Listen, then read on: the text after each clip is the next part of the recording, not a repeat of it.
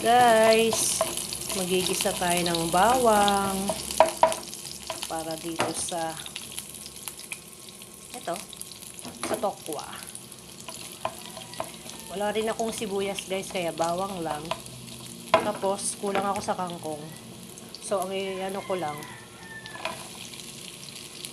itong tokwa.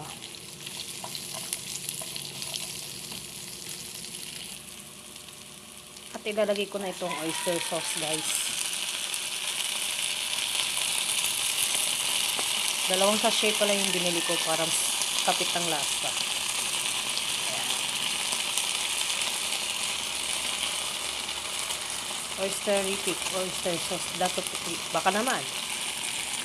Tapos, lalagyan ko na ng konting magic sarap para malinamnam.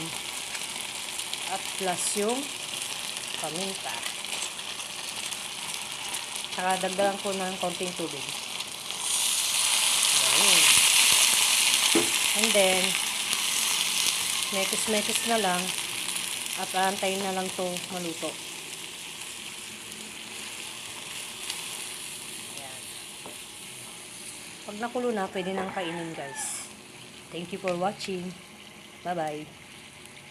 Bye-bye.